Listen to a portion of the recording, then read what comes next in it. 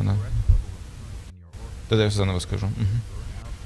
Okay, I'm sorry. The microphone was switched off. So I would like to welcome you back to the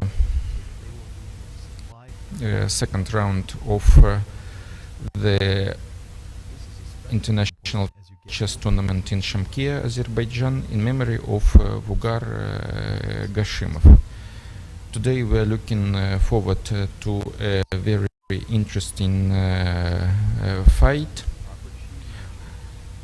the continuation of the fight of yesterday. Yesterday all 5 games finished in a draw, although it is not possible to say that the round was dull.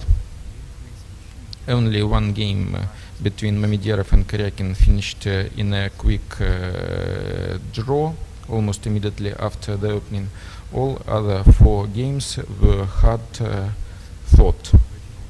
And in one game between Altash Safarli and Pavel Ilyanov, both sides had winning chances. First, Pavel Ilyanov could win after a very beautiful piece sacrifice. Then the chances were passing to Altash Safarli, who also missed the win. And at the end, the game finished a draw in the mutual time trouble. Also, today's round should be very, very interesting. And let's start looking at the games. So in the first game of today, we see Huifan playing against Altash Safarli. Huifan is the woman world champion. Recently she gave an interview to Chess Base where she declared that she would stop playing in the women's event, and from now on she would concentrate only on men's chess. So she will quit the women's event because she lost interest playing in them. And for her, this super tournament can be a test of her abilities to prove that she can play on a very high level. So let's see what is going on in her game. Only 4 moves are played in the French defense, and it is possible to see that Altash Safarli chose the French defense in this game. Just 1 week ago, Altash Safarli won the Open Chess Tournament in Nakhichevan, and in the last round I also had to play against Altash with white pieces. So I had to prepare extensively against him, and the same as Huifan, I played with white pieces. And I can say that the choice of the French defense by Altash definitely can be counted as a big surprise, because normally Altash is not playing French defense at all. Usually after the move e4, he selects e5. This is his main answer, but in this game he decided to play the French defense. Also yesterday Altash decided to kill the opening preparation of his opponent, selecting the first move knight f3, later switching to the English opening. It is possible to say that his opening experiment didn't work out well. He got a slightly worse position from the opening because he was playing passively, but finally the game finished in a draw. Also in this game, Altash is continuing with the same tactics in the tournament. He wants to avoid the opening preparation of his opponent, and selected the opening, which was never or very rare, played against e4. Of course, when you play against lower rated opponents, so you try to win, and this is probably the opening that Altash chose to try to defeat the woman world champion. So this variation is very, very sharp, and it is possible to say that very interesting fight lies ahead, because usually the French defense is a very complex, sharp opening. Now let's move to the next game, and the next game is Anish Giri against Sergey Caro-Kann. In this game we also see very unusual move by white played by Anish, and this is the first move, G3. So usually Anish is playing the main openings, but playing against Sergey Caro-Kann, who also knows the theory very well, it is a demanding task to try to catch him immediately out of the opening. And Anish in this game relies on his chess playing capacity, and he decides to go off the beaten track, and he selects the move G3. And now we can see that we have the position from the English opening on board. Usually you get this position after the first move, C4, C5.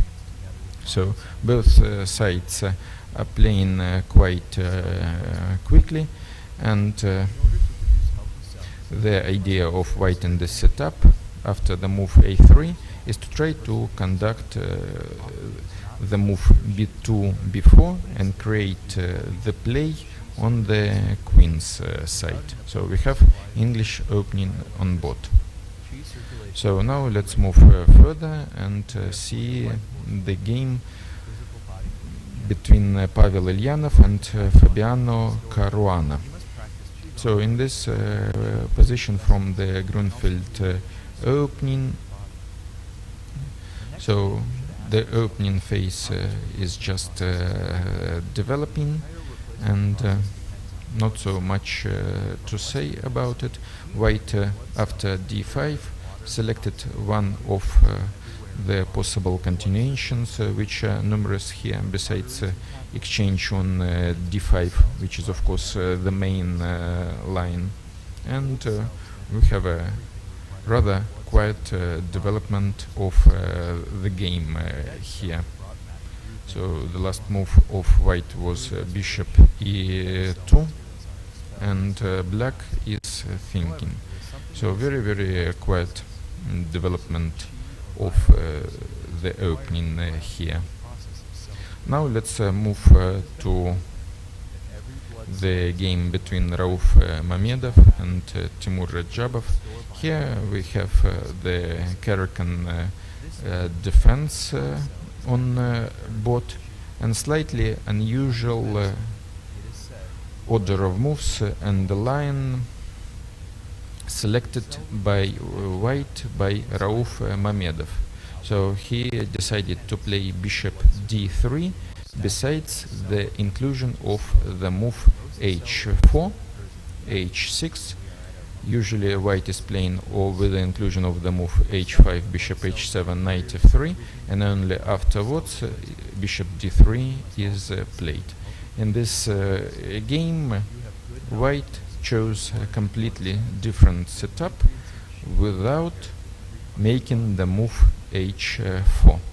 Of course, objectively speaking, it is very, very difficult for white to get an advantage in this position, and with the correct play, black should be able to equalize in this position in this game without any trouble.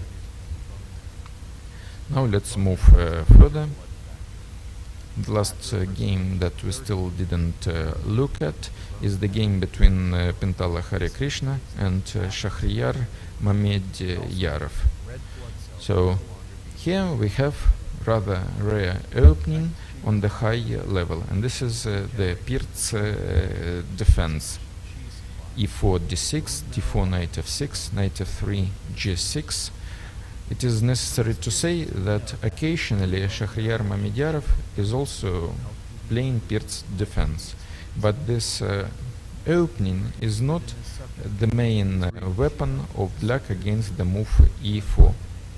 So more often Shahryar is choosing other lines, but I'm surprised to see that he chose Pirc defense against Pentala Hare Krishna, because objectively speaking, black has slightly worse position in almost all lines, because black is not fighting for the center. The center is given to white, and after many lines, white is hoping to get advantage here.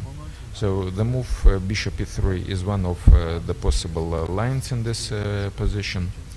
Usually, instead of the move bishop e3, I play the move bishop g5. But also in several games before, I was also playing the move bishop e3. a6 is not the only answer by black in this position. Besides the move a6, black can also play c6, but it is a matter of choice.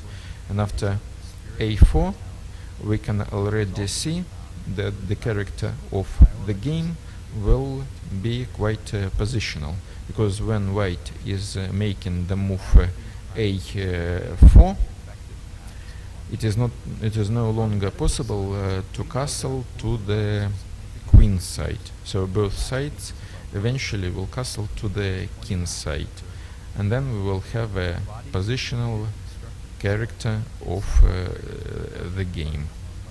I think Pentala Hare Krishna was surprised in a certain way, because the Pirc defense usually is played by Shahryar against much weaker opponents. And as we see in this in today's round, everybody is trying to make a surprise in order to force the opponent out of the known territory. Okay, let's see now, return back and look at the first games. So far, not so many developments in the games, in the game Huifanya against Altash Safarli. White has just made the move knight f3, and we can already try to predict the possible way of play, how the game will develop. Usually in such structures, black will castle to the queen side, and white in his turn will try to develop the play on the king's side.